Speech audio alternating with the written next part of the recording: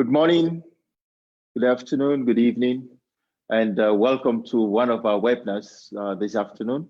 It's actually the 21st of September 2020. I just did a quick count. By the time we get to Monday next week, we'll be left with 94 days, and it will be January 1st, 2021. So I have done the auditing of the days that are left for 2020. From next week, Monday, when I meet you for one of these webinars. So that's what auditing is about. It's about looking into what we have, looking into how our management systems work. And that's what I want to talk with you today about. So wherever you may be, glad you can join us this afternoon. And very nice to have you. If it's morning where you are, good morning. Afternoon in some parts of the world, good afternoon. And if it's evening, just before you get evening dinner and go off to bed, nice to have you. Again, my name is Killian Songwe. I am the president at the Global Healthcare Public Foundation. And today, we're going to be looking at ISO 19011, and this is the 2018 edition. This is a fairly new standard. One of the things that I want to tell you as I go into talking about the standard is the amount of work that the International Organization for Standardization puts into developing the standards. And I'm going to show you some very interesting statistics when I look at the SDGs and the ISO. But again, this is the newest edition of the standard, guidelines for auditing management systems. And again, it's a guideline for auditing management system. And we're going to talk about that when we go into managing an audit and conducting an audit. So these guidelines will support any management system that needs to be audited. Yes. Let me just say this right now. This is not financial auditing. No, this is auditing of the management system, not the numbers in the system. But yes, we could use this to look at the numbers in the system. Certainly, it would help. So I'm going to talk about the ISO 19011, the 2018 edition. ISO and associated standards, and then I'll go into the guidelines for auditing management systems. So sit back, relax, get your notepads out, a pencil, sharp pencil, and let's see how this goes. So ISO and the Sustainable Development Goals, the SDGs, as they are now they've now come to be known. ISO has done so much in terms of ensuring that there are standards around the different SDGs. And what I want to bring to your attention is how many standards there are with regards to the different SDGs. So if you look at health, good health and well-being, for example, there are 844 standards around that particular SDG.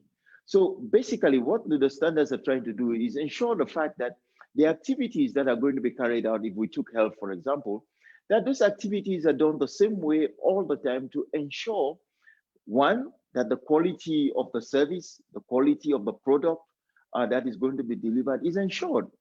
So you look at,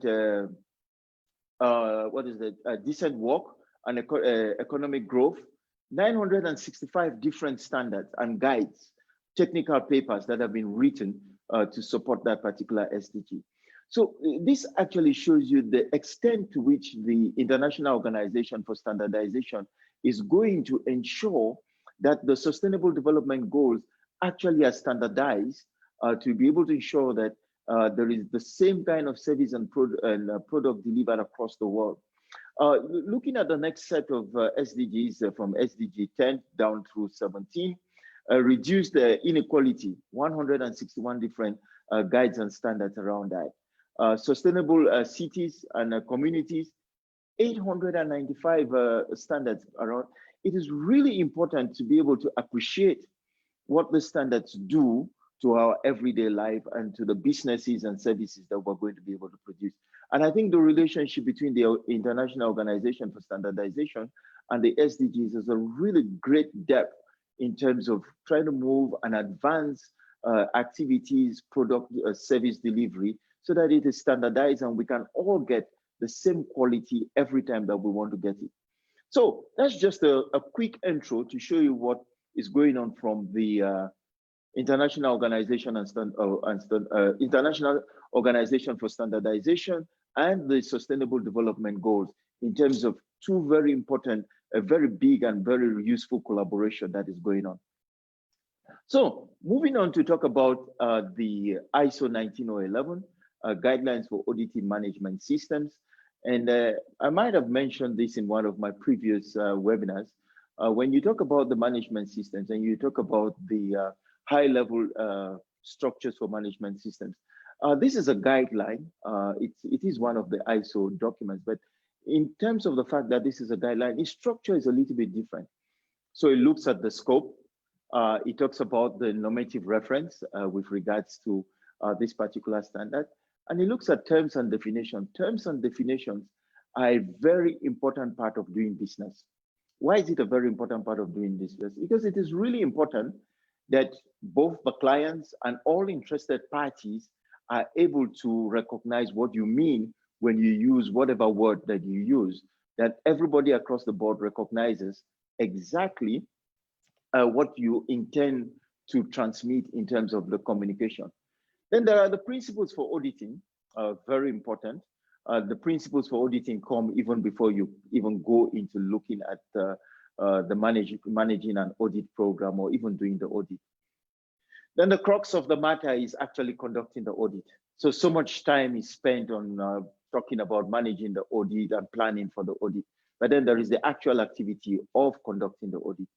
And then, of course, when you talk about conducting the audit, it doesn't matter whether it's a first-party audit, internal audit, second-party audit, you doing it to your vendors or clients or interested parties, or a third-party audit which is done because you need some kind of certification.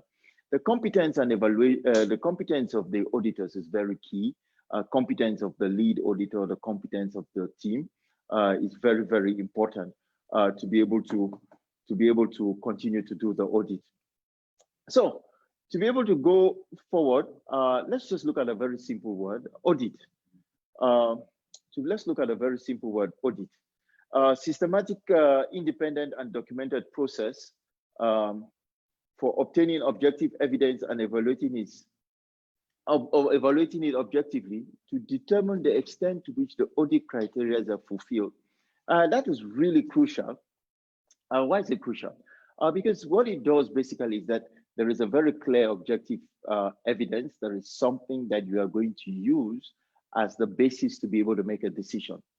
So if you're going to go into an audit, there is originally going to be a criteria that you're going to use to be able to go into the audit. And with that criteria, you're going to be able to ask for evidence that allows you to be able to say for a fact that what you've seen either supports or does not support or is not available to justify its actual being.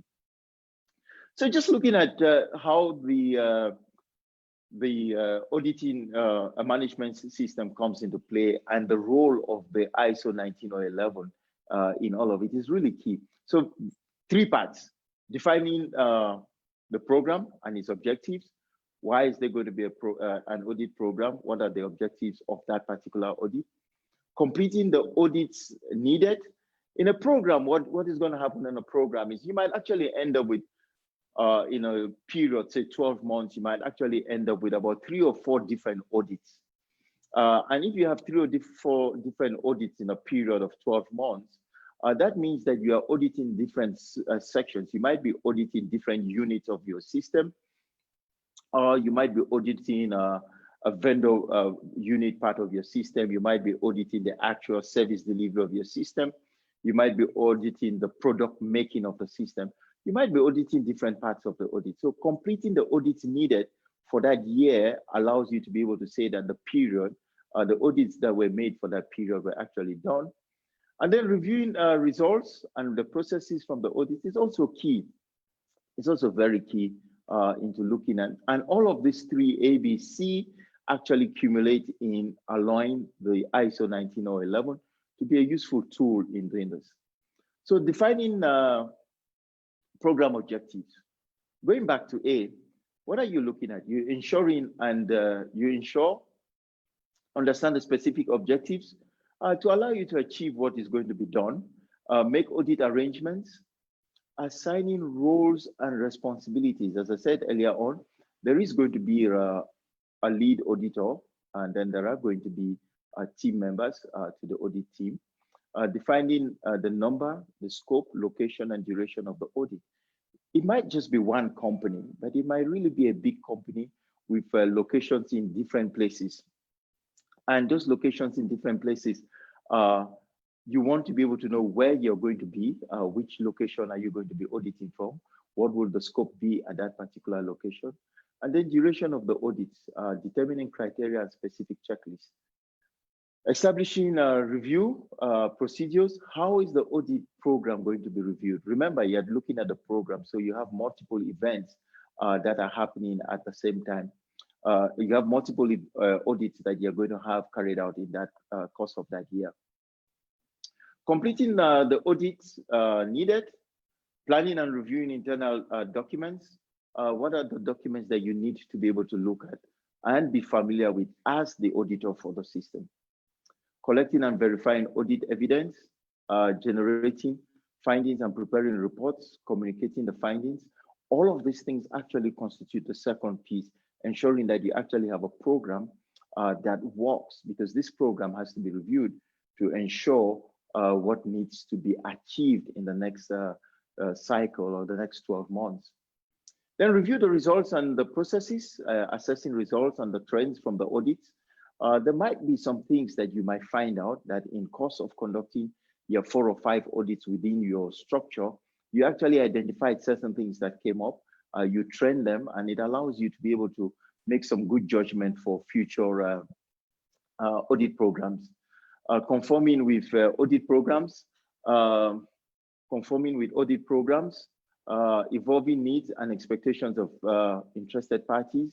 Interested parties is a really, really big thing. It's a really, really big thing, because at the end of the day, the quality of the work that is done actually allows for your interested parties to come back. And the reason why you audit a management system is to ensure that that system continuously does what it's supposed to do every time, all the time.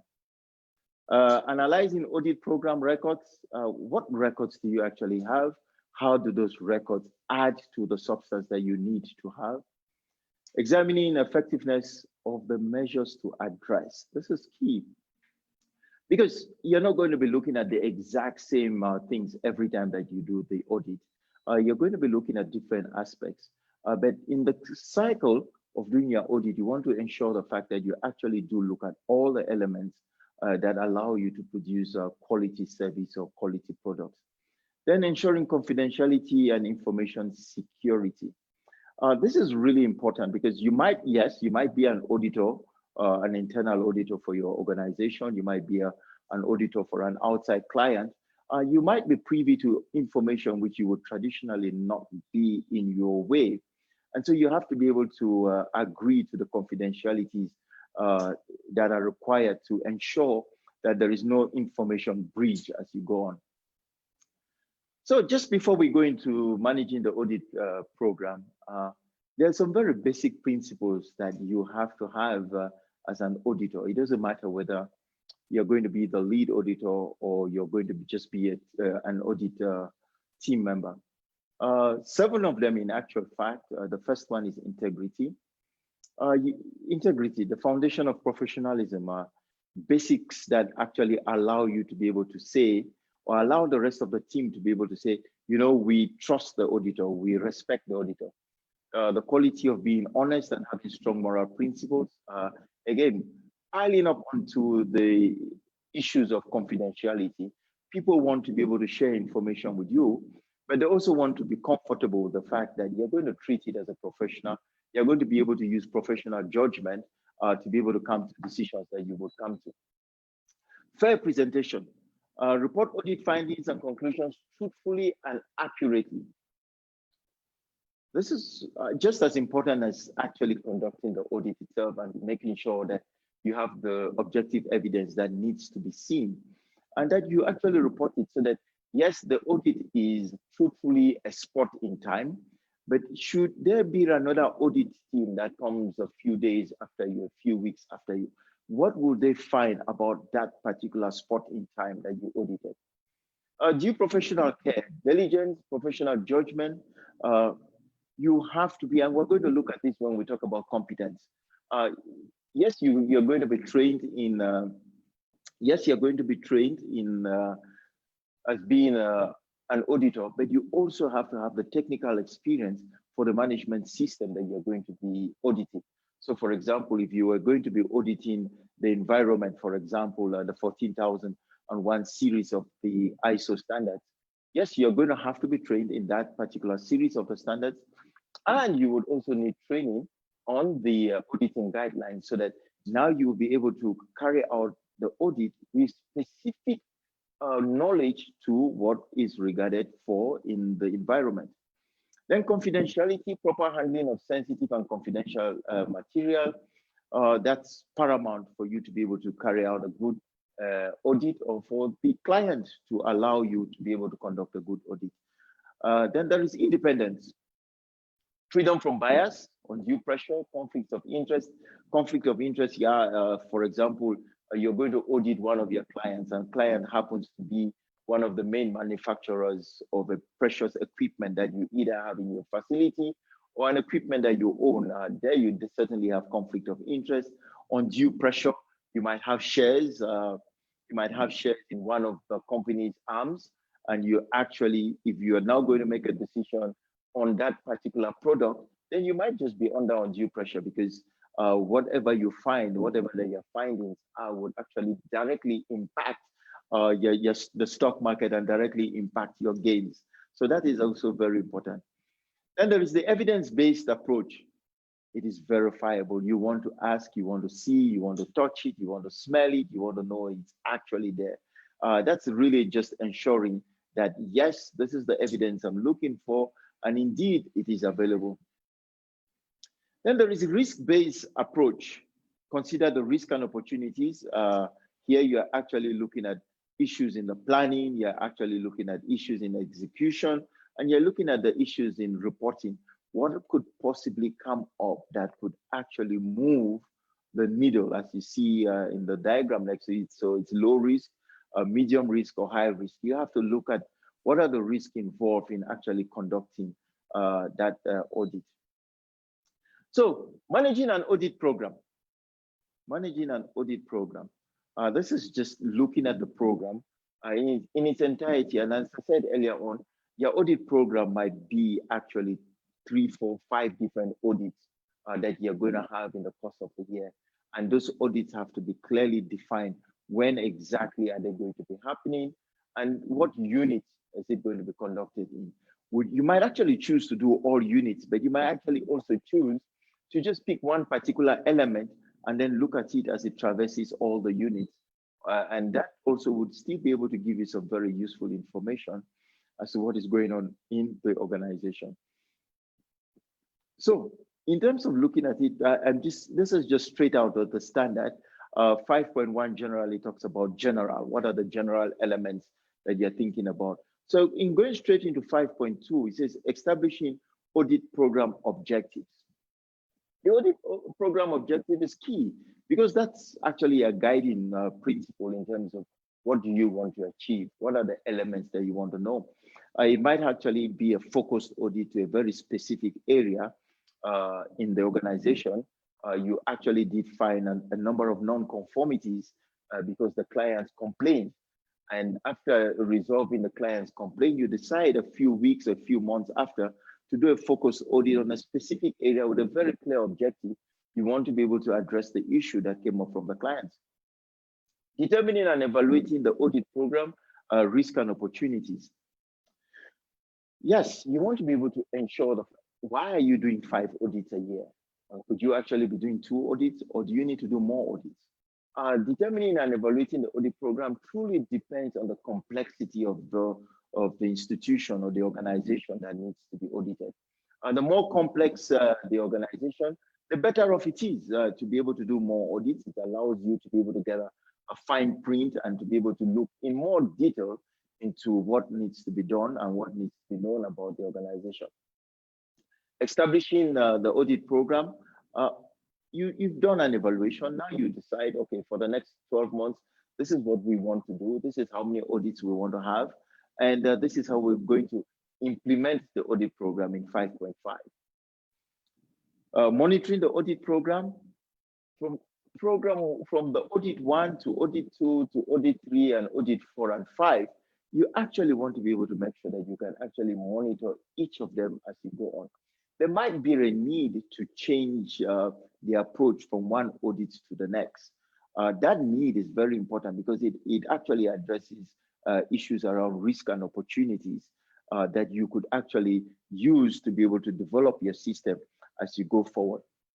So monitoring the audit program, it's key to a successful audit program by the time you get to the end of the year, because you will be building up data points that you can actually use along the way to enhance your audit program. Reviewing and improving the audit program. Yes, you've collected so much data from your monitoring, and now it's time for the team to be able to sit down and review what has actually been going on in the program. Is it a program that actually works? Does it respond to 5.2? Does it allow you to get to the objectives that were set out by the institution or for the institution if you're looking at a client outside? So there is the plan, do, check, act diagram that has been out there for many, many years as part of quality management systems. And if I were to use this going back into doing the audit program, you start off with planning. Planning actually absorbs almost 60% of all the events that actually would happen if you're going to conduct a true audit. And so basically in the planning phase, you're going to establish the audit program. You establish the audit program, you determine and evaluate the program, but most important, you don't just determine and evaluate the audit program, but you actually look at the risk and opportunities that are associated with the audit program. Those risks and opportunities are really, really important. And should I at this point actually stop and note that as we continue to see the ISO standards changing, tens of thousands of them that are already out there, as they move to the next edition, one of the big things that you're going to see in the new standards is a lot of care and a lot of direction has been put into the issues around risk. How do you look at it from a risk-based point? What are the opportunities that you actually could get out of those risks? And so the whole ISO standards are now moving and looking into risk and opportunities. That's a big area for the standards as they become revised. Okay, so going back to talking about the plan for the program, establish the audit program. How many times is it going to be across the year? Initiate the audit program, setting up a team and looking at what is feasible and what is going to be useful for the program. Preparing the audit activities, something is going to be done, and we just need to know down to the T what is going to be done and when is it going to be done. Then the next phase is the do phase. In the do phase, you actually implement the audit program. So you've planned it, you have all the resources necessary to actually carry it out. You've made a determination of a date, and now it's time to implement the audit program. Conduct audit activities, you have a team, you have team members, and there is a decision on what phase or what unit of the business or which client you're going to audit. Prepare and distribute the audit report. This is all in the doing phase, and this is a mixture between some elements of the fifth clause and some elements in the sixth clause that actually come together to be able to do the do phase. Then, of course, if you carry out an activity, you're going to want to monitor it. Monitor the audit program. So yes, you have this huge program that you've developed, and now you want to be able to monitor the program, and you want to be able to ensure that you actually complete the audits that satisfy the program. So in completing every audit, you'll be satisfying a certain percentage of the audit program in its totality. And then of course, it actually says plan, do, check, and act. But as I continue to work in the area of quality and quality management systems, I am actually considering to change the act into adjust, because you've planned it, you've done some checks, and then now you're truly going to be adjusting those checks. Because once you adjust those checks, then you can go back again, do some more planning, carry out an activity, some implementation, execution. Then you check out again what happens to your implementation and execution, and then you make some new adjustments as opposed to act. I think act was a long time ago. I think the real word now should be adjustments. But looking at what happens in this phase here now is you review and improve the audit program. Basically, because you've monitored the audit program, and as a result of monitoring the audit program, what you have here now is you need to be able to look at what you've actually gathered over time, and then now use what you've gathered over time to be able to prepare for the next cycle. And when you're working with the international standards, basically a cycle in most of the standards, if not all of the standards, is 12 months. And 12 months does not mean January to December. It's 12 months, any sets of 12 months. So it could be July through June, it could be February through January, it could be any 12 months, and that you could use. Conduct the audit and follow up. It's part of the adjusted part of doing it. So now we've prepared, we've been looking at managing the audit program, and then you want to go into the actual conducting the audit.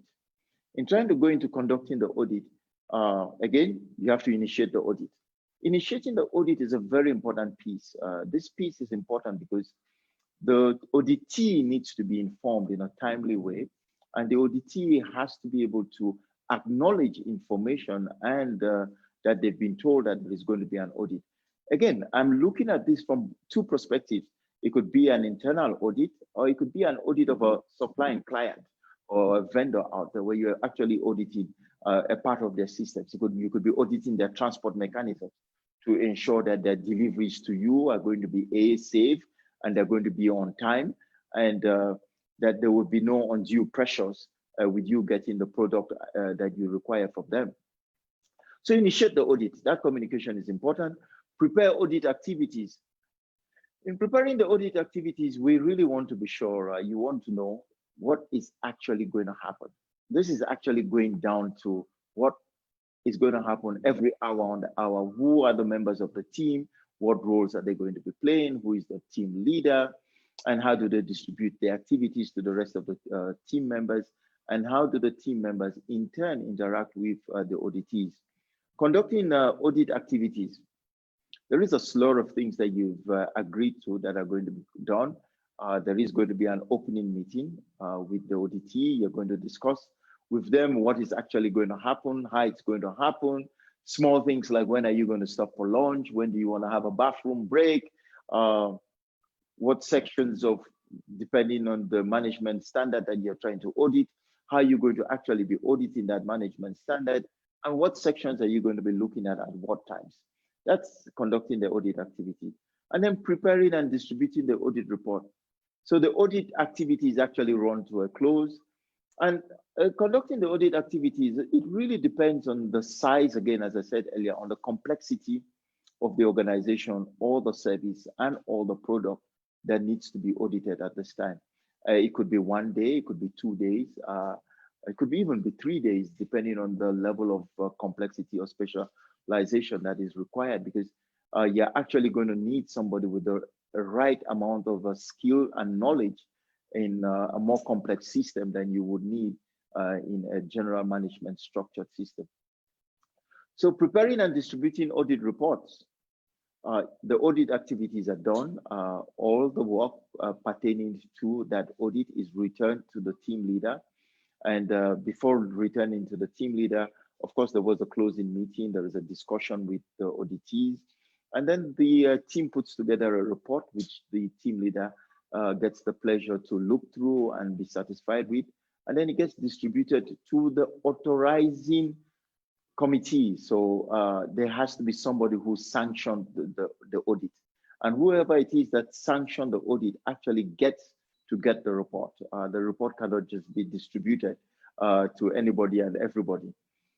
Completing the audit after the report has been distributed, yeah, there is still some work to be done. If this was an internal audit, then your internal audit team still has follow-ups to do. They still need to ensure that should there have been some non-conformities, should there have been things that were not satisfactory, that as an institution, an organization, or a part of the service delivery is being looked into, and just ensuring that closing the loop, non-conformities are done within the shortest possible time, that they're actually closed to satisfaction. There is enough evidence of evaluation of the points that have been looked into to be able to close that. So just revisiting on some of those points I just touched on. Initiating the audit, establishing the initial contact with the auditee. You need to reach out to the auditee, and it doesn't matter whether you're auditing your own organization. Just the mere fact that you're going to be, say, for example, you have a whole audit team or you call it a business systems officer who is actually responsible for ensuring that all the regulations and requirements for you to do business are actually met. Then if they're going to audit one part of the business, say they're going to, you're in a school system and they're going to audit the teachers, they still need to know that they're going to be audited, that what is going to be required of them needs to be put together to ensure that you have a seamless event. Determining the feasibility of the audit. Yes, we just, most countries in the world today are just resuming from the lockdown following the SARS-CoV-2 pandemic. So schools are just beginning to make the major decision on how they're going to reopen and how they're going to go back. This is actually a perfect time if you're going to look at school systems to actually give it a consideration to audit the management systems for the school systems and just look at teachers and look at the service delivery that they're going to be doing as they do the teaching that they're going to have to do with the students. That's going to be a great area to look into. Preparing audit activities, performing review of documented information. Let's just deal with teachers because I don't know why, but I seem to like that point now. Performing reviews of documented information. What is the curriculum that the teachers are actually using? Do you get a chance to look at it, prepare, and be able to be properly informed before you go out to do the audit? The audit planning. The audit planning is very important. You need to be familiar with the way the auditee actually manages their schedule. Because the auditee is still going to be in business that day. So you're not going to be disrupting the auditee because you're going to do an audit. You need to be able to work with the auditee around the audit, around their business day. So that plan is very important. And that's the reason why you want to communicate with the auditee in advance so that the auditee might be able to schedule properly to be able to accommodate you as an auditor. Assigning work to the audit team, if you're going to be the team lead and you have audit members. Yeah, audit members more often than not might be more technical, more savvy in different aspects of the organization's service delivery or product delivery. And so you want to make sure that they know what they're going to be doing, when they're going to be doing it, and how you're going to be able to regroup as a team members. Yeah, you might want to regroup every 2 hours in the day just to catch up and see where you are and how the audit is actually going on. Preparing documented information for the audit. When you get into doing the audit, you want to have as many, say for example, something as simple as the checklist. The checklist is the criteria tool that you're going to use for the audit. So you want to ensure the fact that all the members of the audit have the appropriate checklist, for example. That's the tool that they're going to use for the audit.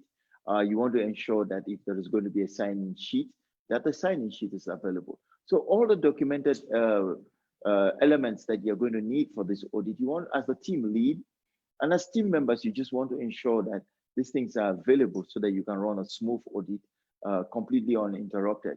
But most importantly, again, you want to appear to the auditee as professional. That is very important. Conducting the audit, collecting and verifying information. The manner in which, and we're going to look into this down the line, what actually goes on in collecting and verifying information.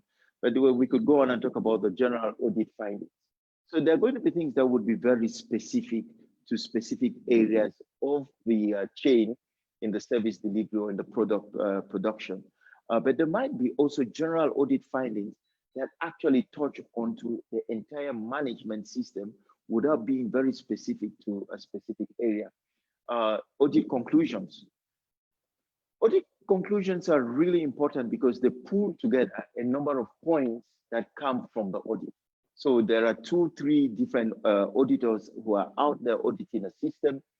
And amongst the auditors, they actually identify a number of different things across the rate.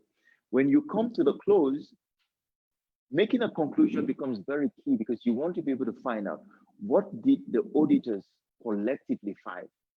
What did each auditor actually find? Because it's going to be the basis for you to be able to determine whether it's a minor non-conformity, it's a major non-conformity. In some cases, in healthcare, for example, it could actually be a catastrophic non-conformity. And so that decision needs to be made in collective agreement amongst the auditors, the auditing team, conducting the closing meeting. One of the most important things at the closing meeting is there should be no surprises. So when you get into the closing meeting, everything that is going to be announced by any of the audit members would have been announced, would have been explained to the auditee during and the course of the audit.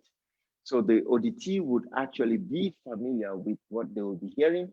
They'll just hear it in a more, most probably in a more refined way, exactly telling you exactly what the violation is that actually happened with regards to one of four things. It could either be with regards to the standard, it could be with regards to the organization's requirements and procedures, it could be with regards to regulations, country regulations, regional regulations, or international regulations. Or it could also be requirements from the auditing team or the certifying body if it was a third-party audit. Again, looking at going further down, assigning roles and responsibilities of guides and observers. Observers are a very important part of audits. It actually helps to build a system. It actually helps to increase capacity. So it's one of the areas I strongly recommend every time I'm out doing an audit. I tell them bring in as many observers as you possibly can, because what it does is it brings in fresh eyes, but it also builds capacity within the organization. Conducting opening meetings, communicating during the audit. Communicating during the audit is very important. The audit team needs to know what is going on, and they need to be able to know,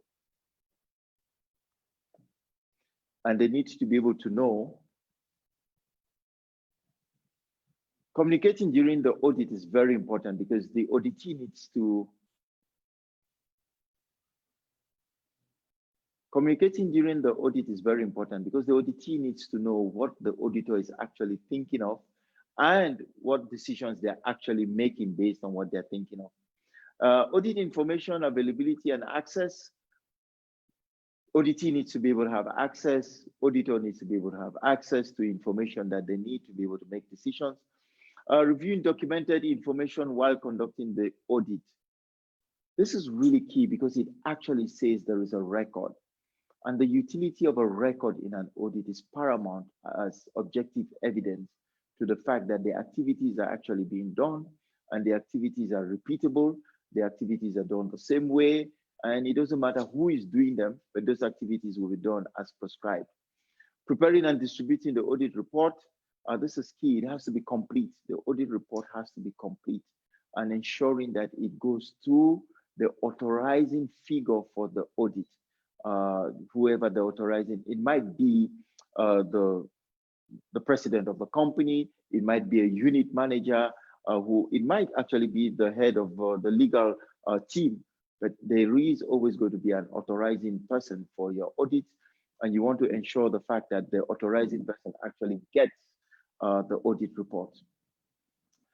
Completing the audit and conducting the follow-up is specified in the audit plan is crucial because this is what actually brings the audit to a true finite finish to ensure the fact that, yes, you move from the audit program, you went to a specific audit activity, and that specific audit activity is actually completed, and now it's going to be the subject of monitoring to be able to see how it went. I spoke about collecting and verifying information. This is a straightforward chain on how information is going to be collected and verified. So first of all, you want to look at the source of the information. What's the source of the information? And source of the information, if it was a document, you have to ensure that that document has traceability to the organization. So each organization document is going to have some kind of traceable identifier. In some cases, it might actually be the company's logo. It might be a codification that the management system has given to all the documents in the system. Collecting by means of appropriate sampling. You're working with an organization that has 15,000 clients and you are trying to audit how they manage those clients. It's impossible to think that you're going to look at how they dealt with each of the clients. But yes, certainly you could decide, you could come up with a great sampling technique on how you're going to pick clients that are going to be audited for the purpose. And then you now go on to the audit evidence. Now this is actually collecting records that the clients in the sampling actually were actually met. And the only way you can have that is have the appropriate records that show that there was actually an interface between the organization and those clients. Evaluating against the audit criteria, and I said earlier on, the audit criteria in most cases is going to be the tool that you actually use and the decision that was made by the authorizing figure or the authorizing office that mandated for the audit to happen. Then what are the findings? Now you're collecting the information, verifying the information. What are the audit findings? What would you be verifying them against? There are standard procedures, the ISO documents, to a specific management system, reviewing against the management system. And then of course you could now write a very good audit conclusion that says, hey, this was my criteria, this is the tool used, this is the management system that was being audited, these are the requirements of the management system, and this is exactly what was found. So competence and evaluation of auditors, this is an area that goes back to principles. When you talk about the principles of the auditors, things that they need to have. But one of the things that the guidelines are really big on is actually ensuring that the auditors themselves are competent to be able to do this exercise. And as I said earlier on, the competency is not actually being competent in conducting an audit. The competency that is important is being able to have a combination of the competencies required for the audit and the competencies required for that specific management system. So if you are going to audit the environment, the standards around environment, the 14,000, ISO 14001, you literally need to be competent both in 19011 and in 14001, because there are specific things that go to that particular standard, but the guidelines on how to audit that standard are actually going to be based on 19011. So to be a good auditor for any of the management systems, you have to be trained in that management system to be able to appreciate how to go around as an auditor. One of the other important things you're looking at is how do you resolve conflicts? Those are things you need to be able to be competent in. Prepare and complete the audit report is crucial. Achieving auditor competence, successfully completing the training, as I said earlier on, understanding what are the knowledge and skills that you need to have as an auditor, having the appropriate education, having the appropriate experience in a specific management system discipline is important, because it's actually going to be a combination of the specific management discipline and the guidelines for auditing management systems. You bring those two together, and that's what makes you an auditor for that particular discipline. Audit experience acquired under the supervision of an auditor. Different audit systems will require for you. First of all, you're going to have to go out and watch an experienced auditor, a certified auditor carry out 3 audits. Then you're going to actually go on and carry out 3 audits as a combined auditor working with somebody who is certified. And then you carry out your own audits, which are going to be supervised and graded. And then from that point on, you can actually be deemed as a certified auditor. One of the notes to the standards, and there are many notes to the standards, it says successful completion of a training course will depend on the type of course. For courses with an examination component, it can mean successfully passing the examination. So when you get a certification in any of the management systems, or even in the ISO 19011, it absolutely has to say you successfully completed. Because if it doesn't say you successfully completed, it means you just participated, and that does not make you an auditor, or it does not mean that you understand and or appreciate the guidelines for auditing any of the management systems. So just quickly, some points to look at if you're going to evaluate the different auditors, auditor evaluation methods. There are about 6 of them. It could be feedback, look at surveys, questionnaires, that you could send to the people who were audited to get a sense of what they thought about the auditor. It could be interviews, personal interviews that you do to be able to see what happens. If you're going to do interviews, you want to evaluate the desired professional behavior and communication skills of your auditor. You could actually do testing to evaluate the desired behavior, knowledge, skills, and their actual application to the specific management standard that they had to actually audit. And then post-audit reviews, that's a very important thing. We do a lot of those ourselves. We do a lot of post-audit reviews just to be sure. And again, it allows you to be able to learn. It allows you to be able to understand and appreciate what the client is thinking and what the client is looking for. Some very quick points. I just mentioned this quickly.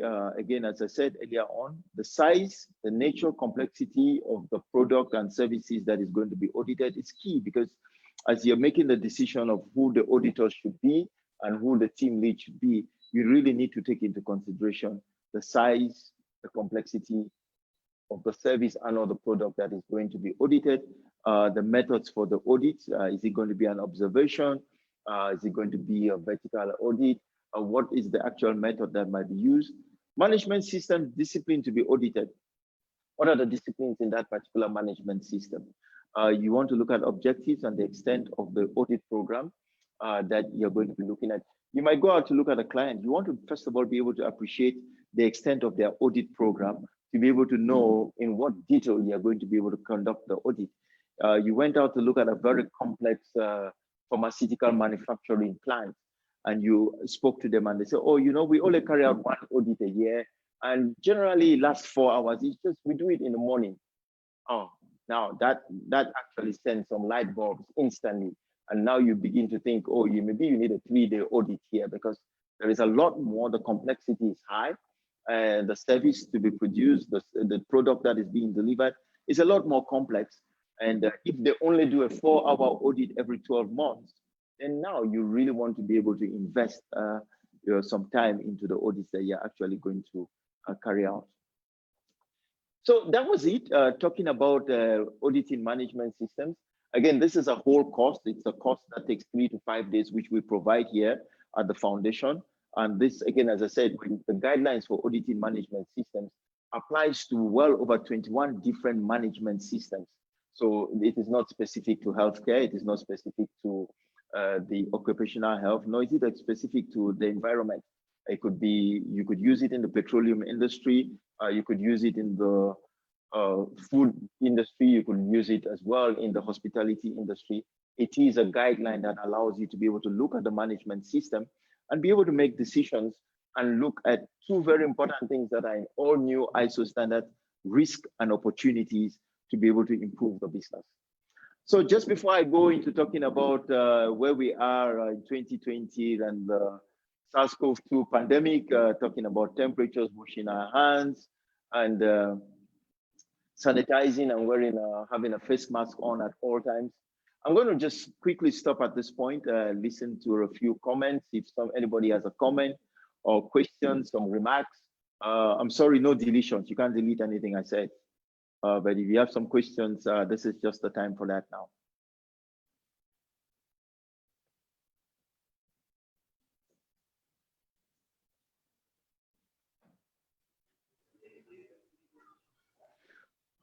Now let's see here. I'm not sure who this is. Thanks for the wonderful session. I'm requesting a soft copy of this session on email. Sure, yeah, I think you would have this.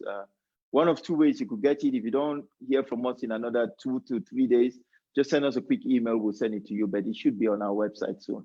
You could look for it there or on our YouTube or Facebook handle. Okay. Hello, Prof. Yes. Yes, good afternoon. Yes, it's actually been a very good lecture there. I've been enjoying it from the beginning. Yeah, I want to contribute a little where we have communicating during the audit. Yes, please. Yeah. By the way, this is 80. Okay, this is 18 year model. I'm calling from Nigeria. Attending from Nigeria. Oh, great. Thank you. Okay. Yeah. Okay, so I want to look at where you said communicating during the audit. And you mentioned that during the closing meeting, you don't need to bring surprises. That people must actually know what you would bring during the closing meeting. If that doesn't happen, the closing meeting may actually extend more than you expected. Yes, that function will actually be good if during the audit you had a proper communication. If you had a proper communication during the audit, this is what you're not doing well, this is what you're not doing well. So it will help reduce stress during the closing meeting. So just wanted to put that point. While auditing, ensure that the auditee follows where you communicate with the auditee, where they are doing well, where they're not doing well, where they need to improve. So during the closing meeting, when they hear these areas, they will actually know that yes, they are in the know that's what the recommendation was during the audit. Thank you. Absolutely, you're right on point. Thank you so much indeed for that contribution. Communicating during the audit is very, very important. It actually brings to a very smooth closure of the audit, and actually creates for a great relationship between the auditor and the auditors. Thank you so very much indeed for that contribution. Thank you. And thanks for joining, by the way. Thanks for joining. Thank you, bro. Thank you. Great. Any other comments or questions? As I said, no deletions.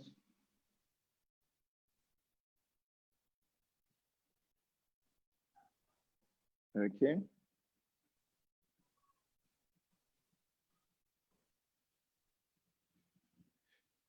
I'm actually speaking today from Uganda, where the head of state made some remarks last night, and we're going to be opening our skies very soon. I think they're actually opening in the next week or so. And social distancing, many people want to travel for tourism. Yes, we still have to maintain a great amount of social distancing. However we do it, wherever we go. So please stay safe. Look out for yourself first, and then look out for the people around you and your family. But going back to talking about auditing management systems or auditing any of your systems or your organizations, please reach out to us. We'll be very glad to help you, move you along. One of the big things, and I'm actually thinking we might have to look at this again, now that we've spoken about auditing, we might want to talk about how do you restart and business continuity in this environment going forward. But again, it is always my pleasure. See you again, same time, same place next week. Till then, have a phenomenal week. And thank you so much indeed for joining.